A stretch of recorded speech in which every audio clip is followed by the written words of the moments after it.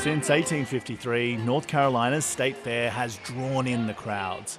But even here, amongst the rides and games, you can't totally escape another important contest. I early voted to ensure that my voice was heard. I voted for Kamala. We need change in America. I've always been kind of strong on the Republican side just because it favors my pockets. One of them's crazy and the other one's ridiculous. I'm not going to say which one's which. In the last frantic days of this campaign, both sides burdened with trying to win over any undecided voters.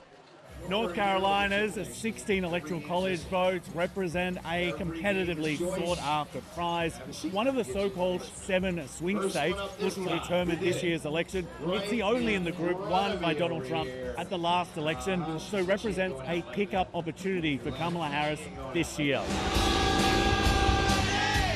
To get those necessary votes, Donald Trump has increasingly used non-traditional media to target a specific market, young men.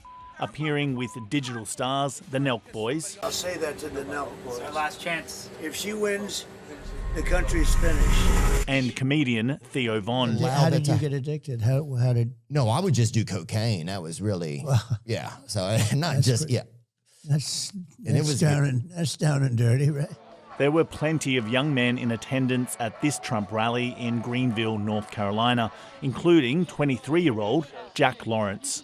The younger generation of men are falling towards Donald Trump is because they want to bring back the masculine face that you saw back in the 60s and 70s with American men. Just strong men providing for their family. American voters are already hopelessly polarized. Now this election has thrown up a new and unexpected dividing line. Young Americans usually break heavily for Democrats, but recent polling suggests Trump's hyper-masculine campaign is working to attract Gen Z men across to the Republicans. There has been a large spike in young women calling themselves liberal. Now, that's kind of a summary across all of the issues, and when we deep dive on individual issues, that's where you see greater concern about climate, reproductive rights for young women compared to young men. To go home. Kamala Harris is trying to reach young women where they are, including the massive Call Her Daddy podcast. There are now 20 states with Trump abortion bans. I think young men are gravitating towards Trump at an astounding degree, and I think that young women are rallying for Kamala Harris.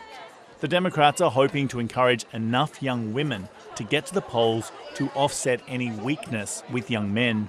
I think that reproductive rights are on the ballot. I think they're rallying to say that we feel like we're losing our autonomy, we feel like our agency is being threatened and challenged, and that is something to vote for, that is something to fight for. With the race still an effective dead heat, it may be a battle of the sexes that determines the next president of the United States. Carrington Clarke, ABC News, North Carolina.